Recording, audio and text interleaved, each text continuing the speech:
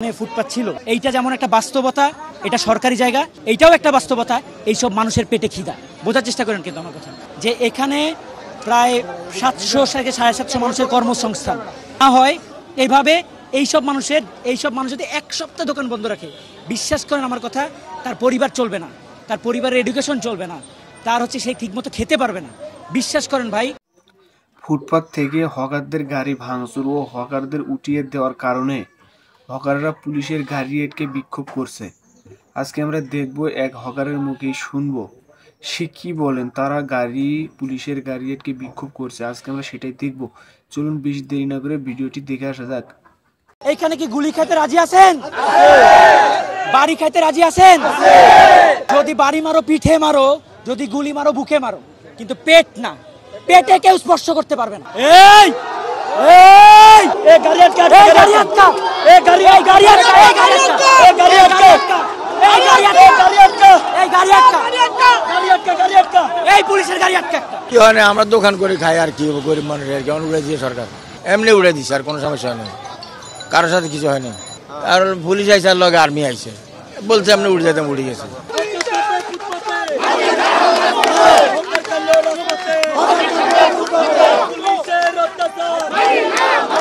40 বছর আগে থেকে এখানে ফুটপাত ছিল, এইটা যেমন একটা বাস্তবতা, এটা সরকারি জায়গা, এইটাও একটা বাস্তবতা।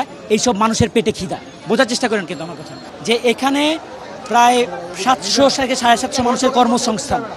এই কর্মসংস্থানকে কেউ পেটে লাথি দিতে পারে না। দেখেন ভাই, সরকার রোহিঙ্গা থেকে ইনসেন্টিভ দিচ্ছে, আমরা কিন্তু কেউ ইনসেন্টিভ চাচ্ছি না। যে ভাই, আমরা দেশের জনগণ, আমরা দেশের লিস্টের জনগণ, আমরা তাদের কাছে কোনো রকম মানে ইনসেন্টিভ চাচ্ছি না। আমি চাচ্ছি শুধু ওইটাকে আচ্ছা, খুব সহজ কথা, বিষয় বোঝার চেষ্টা করুন, যে আমরা কোনো ইনসেন্টিভ চাচ্ছি না। আমরা বলছি এইটা, যে ভাই, আমরা যতদূর সম্ভব মানুষের প্রতিবন্ধকতা যেন না হয় এইভাবে। এইসব মানুষ যদি এক সপ্তাহ দোকান বন্ধ রাখে, বিশ্বাস করেন আমার কথা, তার পরিবার চলবে না, তার পরিবারের এডুকেশন চলবে না, তার হচ্ছে সেই ঠিকমতো খেতে পারবে না। বিশ্বাস করেন ভাই, আপনি কিভাবে দেখছেন তারা ইনকাম করছে, কিন্তু এটার সাস্টেনেবিলিটি খুবই কম, এবং তারা দিন আলে দিন খায়। এখন আপনি তাদেরকে মানে একটা সেকেন্ড অপশন না দিয়ে তাদেরকে সরাসরি পেটে লাথি দেওয়া মোটেও যৌক্তিক না। ঠিক আছে ভাই, আপনার কাছে শক্তি আছে, কোথা থেকে শক্তি পাচ্ছেন আপনি? পুলিশ প্রশাসন, তাদেরকে আপনি মাসে মাসে টাকা দিচ্ছেন বলে তারা আপনাকে সার্ভ করছে। তাহলে ঠিক আছে ভাই, ওদেরকে টাকা ওদের না দিন, দেশপ্রেমের ভিত্তিতে কতদিন তাকে চালাতে পারবেন? এটা এক প্রকার ইম্পসিবল। এবং একইভাবে এইসব মানুষকে আপনি তাদেরকে সরকার থেকে টাকা দিয়ে, ভাই আমি দেখেন ভাই, সরকারের কাছে আমরা কিছু চাচ্ছি না, সরকার যেন আমাদেরকে পেটে লাথি না দেয়। আমরা যেটা সরকারকে এনশিওর করবো, যে ভাই, আপনি আমাদের লিস্ট করেন, এমনভাবে ম্যাপিং করেন আরবান ডেভেলপারদের দিয়ে, যে হচ্ছে গিয়ে পেডিস্ট্রিয়ানদের যেন হাঁটার চলাচলের সমস্যা না হয়, আবার আমরাও সঠিকভাবে ব্যবসা করতে পারি ভাই। এবং আপনি যদি এটা চান যে ন্যায্যতার ভিত্তিতে করতে চান, আপনি করতে পারেন, লিস্ট করেন, আসেন, কিন্তু জোর জুলুম করে কিছু হবে না। কেউ যদি জোর জুলুম করতে চায়, আবারও বলি ভাই, আমরা এখানে ভাই, এইখানে কথা শুনেন, আপনারা এইখানে কি গুলি খাইতে রাজি আছেন? বাড়ি খাইতে রাজি আছেন? কারণ ভাই, যদি বাড়ি দেয় আমার পিঠে দিবে, আর যদি গুলি করে আমার বুকে করবে। কিন্তু এই পেটটার পিছে দায়বদ্ধতা কার আছে? আমার স্ত্রীর আছে, আমার বোনের আছে, আমার ছেলের আছে, আমার মেয়ের আছে। অবৈধ কোনো কাজ করতে দিব না, পেটে লাথি দিতে দিব না আমি। যদি বাড়ি মারো, পিঠে মারো, যদি গুলি মারো, বুকে মারো, কিন্তু পেট না, পেটে কেউ স্পর্শ করতে পারবে না। ভাই, আজকে যেমন পুলিশ পালিয়ে গেছে, আবারও বলতেছি আমি কথা, এরপর থেকে পুলিশ আছে, আমরা তাদের সাথে ভালো ব্যবহার করছিলাম। তারা আমাদেরকে কথা দিছিল এইটা, যে ভাই, রাস্তা মানে মেইন রোড যেন ব্লক হয়, আমরা আপনাদেরকে কথা দিচ্ছি, আমরা নিজের থেকে মেইন রোড ক্লিয়ার করে দিব। কিন্তু তারা আমাদের সাথে ভালো ব্যবহার করে নাই, আমাদের যে জবান দিছে, জবান দিয়ে জবান রাখে নাই। তারা আমাদের সাথে অবৈধ কাজ করছে, আমরা তাদের সাথে অবৈধ কাজ করব না।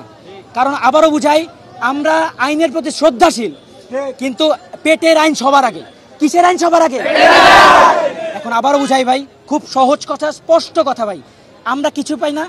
যদি পুনর্বাসন করো, আর যদি না করো, দ্বিতীয় অপশন দিলাম, সেটা হচ্ছে তোমরা আমাদের সাথে বসো, আমাদের সাথে বৈশা একটা প্ল্যান করো, আরবান প্ল্যানার নিয়ে আসো, সঠিকভাবে ডিস্ট্রিবিউশন করো, পেডিস্ট্রিয়ানদের যেন কোনো সমস্যা না হয়, ওইভাবে আমাদেরকে সর্ট আউট করো, আমাদের কোনো সমস্যা নাই। কিন্তু যদি আমাদেরকে কোনো কথাবার্তা নাই, বিনা নোটিশে, একদিনের নোটিশ, বিনা নোটিশে ফাইজলামি করতে যাও, এর ফলাফল ভালো হবে না খারাপ হবে?